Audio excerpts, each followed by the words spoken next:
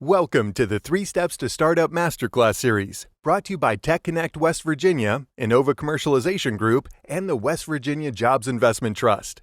This masterclass series is part of the 3 Steps to Startup initiative. The goal of 3 Steps is to provide early-stage entrepreneurs with critical assistance and structured guidance for innovation commercialization, from ideation to product launch and market entry. 3 Steps to Startup is made possible by support from the Appalachian Regional Commission and the Claude Worthington Benedum Foundation.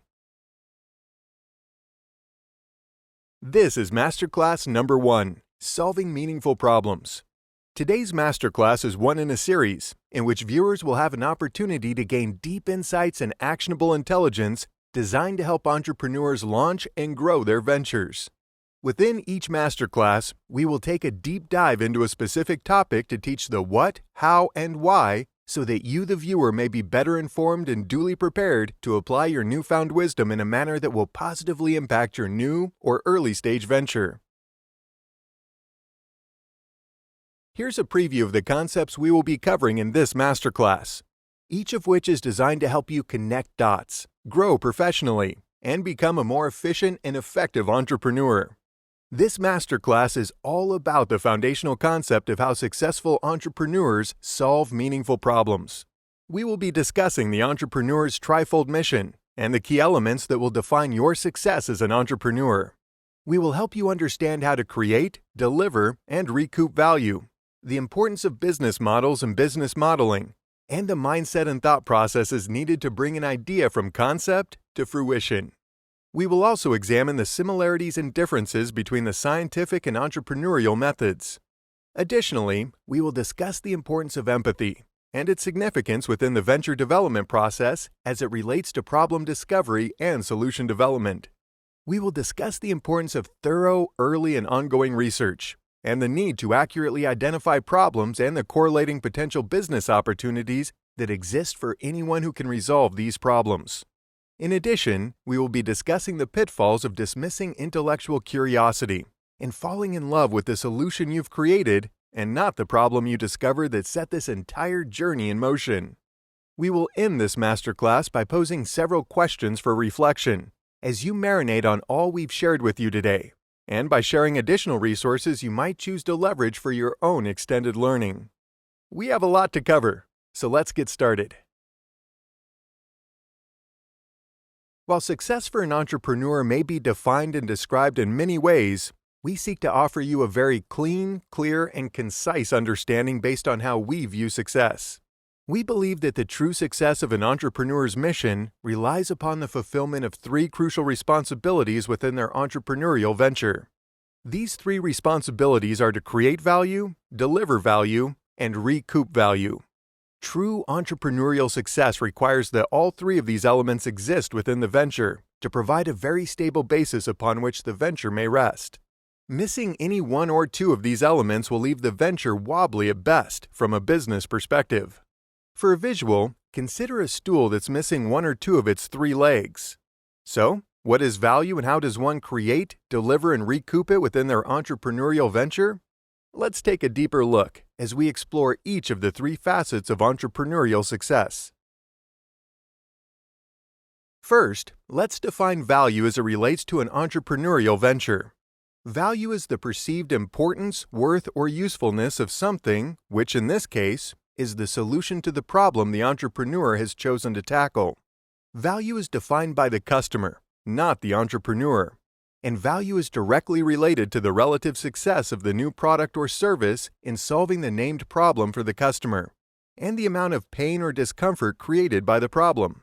For example, if a solution only partially solves a minor annoyance for a customer, this solution will be considered less valuable than another solution that provides a full and complete remedy to a problem that creates a major physical or psychological pain for the customer. Let us also remember that value and pricing are somewhat related, but they are not interchangeable. Though the price of an item might suggest its value, the underlying value may only be determined by the customer. For example, let's say that you are someone who needs to transport large items from one location to another location many miles away in order to keep your business from going bankrupt. Next, let's say that you were given the option to pay $100 for either a box truck or sporty convertible. Whereas both options cost the same $100, only the box truck will solve the big problem you are facing and allow you to save your business. Though you may like or want the convertible, you need the box truck, and so the truck will be more valuable to you in this instance. Only the box truck will relieve the pain of your situation and allow you to avoid the pain of losing your business and achieve the positive end result you envision. Creating value is only one step in achieving mission success. Entrepreneurs also need to ensure that, once they have created value, their customers can consistently and reliably receive this value. Whether the customer is coming to the entrepreneur or the entrepreneur is delivering the value directly to the customer. Here, we are talking about the physical or digital inbound and outbound channels through which the entrepreneur's product or service flows on its way from the entrepreneur to the customer. Of course, creating and delivering value comes at a cost. Understanding how you will be able to overcome the various expenses associated with the venture to recoup the value you have delivered is crucial. Here, we're talking about things like cost structure, controls, pricing models, and revenue models. If you are unable to recoup value, your business model fails because it is not financially viable. You now have an expensive hobby, not a successful business. So, if value is created by solving a problem, how does an entrepreneur identify the problem they wish to solve? And how do they determine whether that problem is worth solving? Oftentimes, the entrepreneurial journey starts with a would-be entrepreneur noticing that something is amiss in the world around them. There's something bothering them, or someone close to them, and a complete, affordable, and reliable solution doesn't appear to be available. When the identified problem is something the entrepreneur or someone close to them sees, feels, or experiences regularly, the problem will remain at front-of-mind awareness for the entrepreneur until a solution is found or developed. Problems such as these that resonate with the entrepreneur may induce a certain compulsion to solve the problem. This can drive the entrepreneur to stop at nothing until a suitable solution has been found or created. For an entrepreneur to put in the requisite blood, sweat, and tears needed to successfully design, launch, and scale an entrepreneurial venture, we believe there must be a heavy dose of underlying passion to fuel the effort and keep the entrepreneur focused and resolute as they face disappointments, failures, and setbacks along their journey. Not all problems are created equally, however, as some are more bothersome or physically and emotionally painful than others, and therefore present a more pressing need for a solution.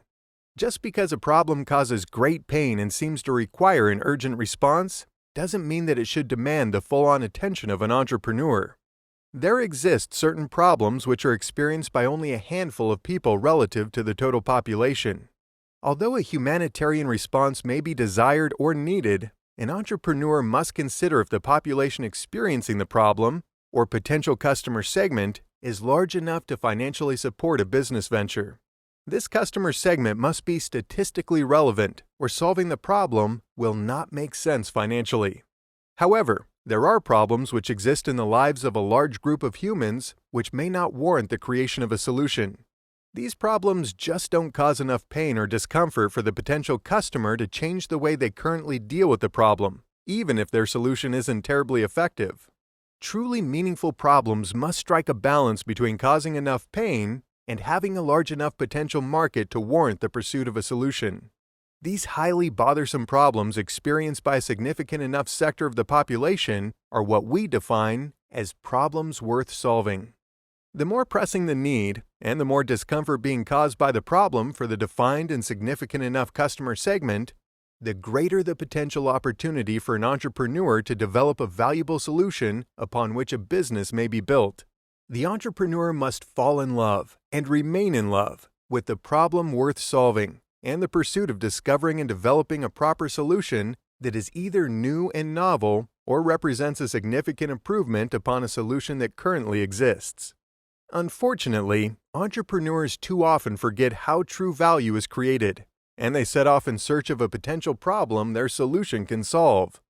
This is backwards thinking, because it's the meaningful problem that must remain at the center of the entrepreneur's universe.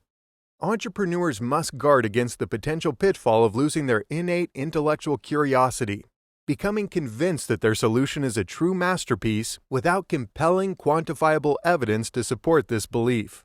Entrepreneurs need to get outside of their direct sphere of influence of friends, family, and close contacts and interact with others who will provide them with the clear, unbiased feedback that is needed to properly develop an idea into a successful venture.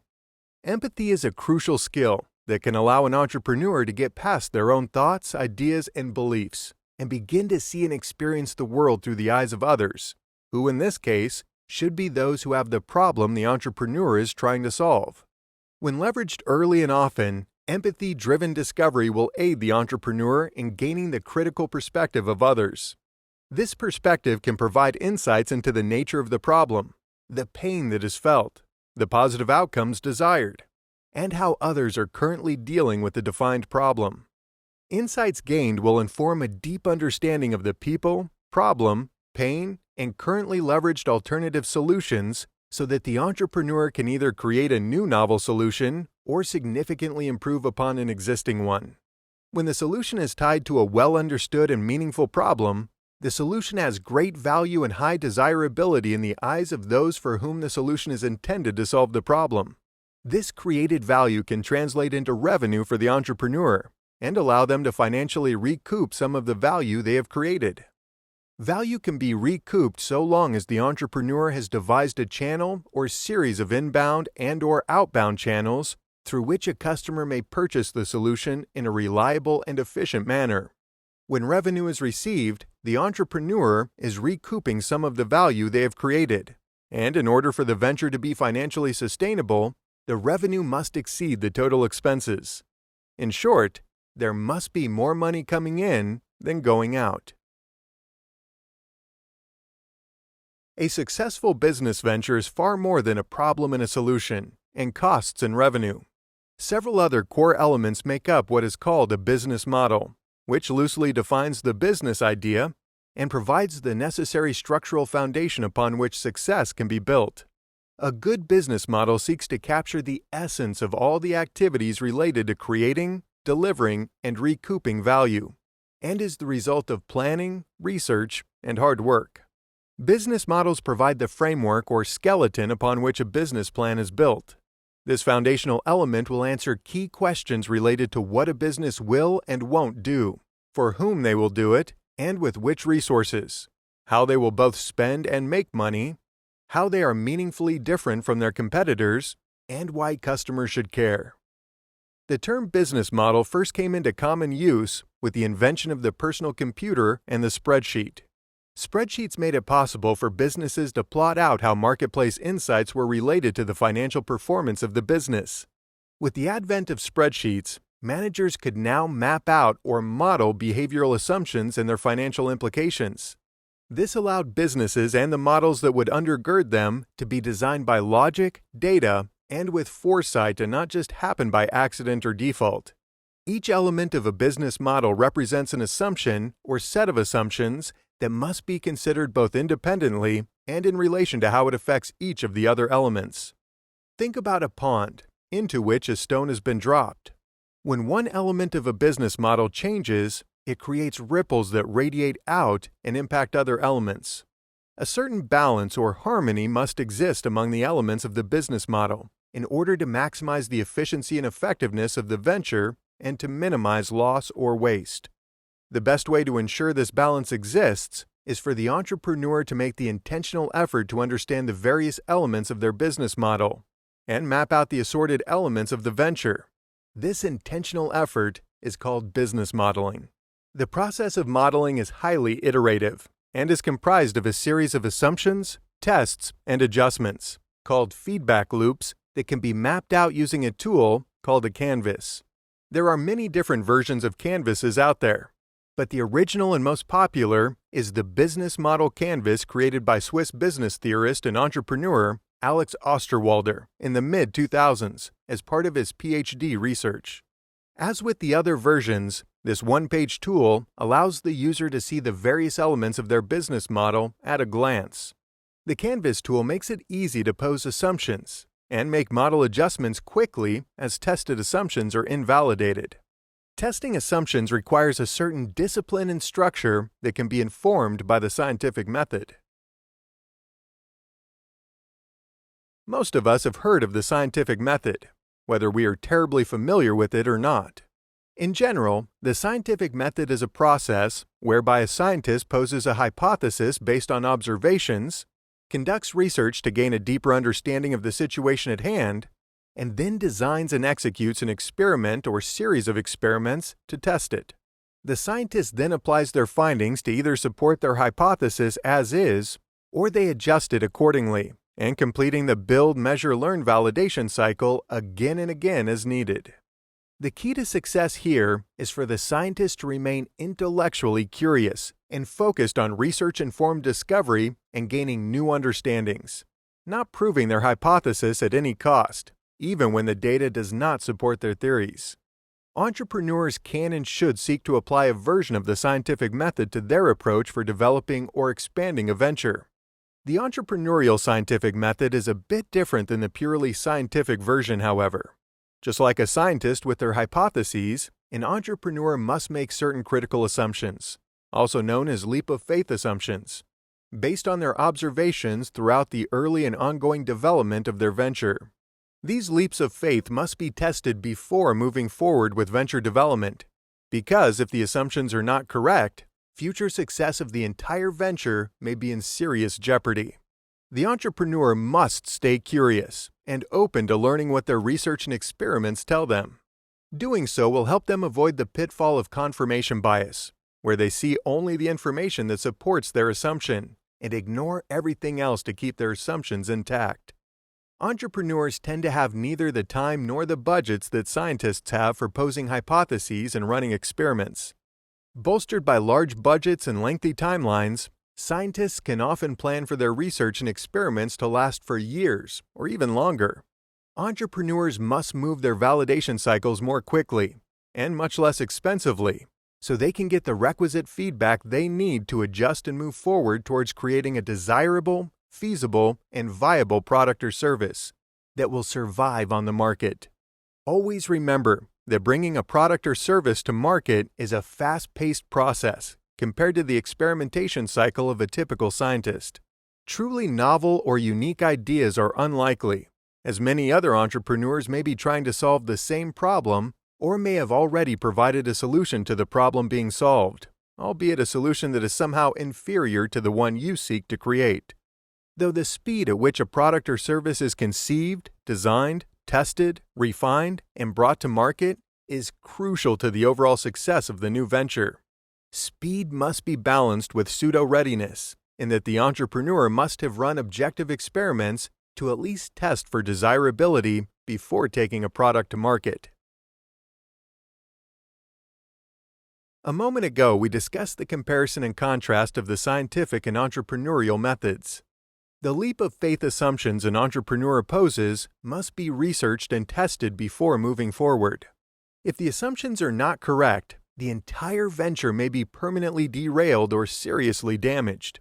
But how and where does one conduct research on a critical assumption? In general, research falls into one of two categories: primary research and secondary research. Primary research is a methodology wherein the researcher collects data directly, rather than relying on data collected previously. Examples of primary research include customer or user interviews, focus groups, direct observation, and surveys. A best practice with primary research is to move past your sphere of influence, to interact with people you don't know or don't know well. Well-meaning friends and family are typically not objective enough to provide the unbiased feedback an entrepreneur truly needs, and often will refrain from sharing negative feedback for fear of hurting feelings or squashing dreams. Secondary research is that which has already been collected and compiled by other researchers, and this is where research often begins due to relative ease and speed by which such research may be accessed. For secondary research, search engines such as Google or Bing provide a terrific option for getting the lay of the land and beginning to see what might be out there relative to scholarly articles, industry publications, current competitors, and market trends. One might also choose to leverage research librarians to help find needed information, such as assessments, reports, or research studies on a specific topic or set of topics. Social media and product reviews on platforms such as Amazon can also offer background details and deep insights that can inform the validity of an entrepreneur's assumptions. Remember that for all research, always consider the source. We will suggest that your initial research begins with a search engine like Google and possibly an online marketplace like Amazon. Use your research to help identify general customer wants and needs. Simply by using Google and Amazon, a person can gain insights into average retail pricing, potential market demand, and customer-stated flaws for the current solutions that are in market. Each of these insights can aid in the development of your product or service, as well as its market placement and positioning. Proper preparation will pay serious dividends when it comes to planning and conducting research. For example, if you're going to use surveys as a means of gaining customer insights into how customers are currently dealing with the problem you are researching, take the time to research current alternatives and the customer segment. Understanding the segment you are researching will help you craft specific questions that are as free of bias as possible, and which will truly help you accomplish your research goals. Ensure that before you begin your research, you have constructed a holistic plan to denote what you seek to accomplish from each source, from whom, and over what timeline, and have a means for collecting and storing your research results. As we move towards wrapping up this masterclass, we'd like to highlight a few of the takeaways we hope you'll be leaving with today, as they relate to our topic of solving meaningful problems. We covered the entrepreneur's trifold mission and each of the three elements of entrepreneurial success. We talked extensively about what value is, and how one creates, delivers, and recoups value within their entrepreneurial venture, and the relationship between problem identification and opportunity recognition. We provided an overview of business models and discussed the importance of the intentional act of business modeling to plan for success in your venture.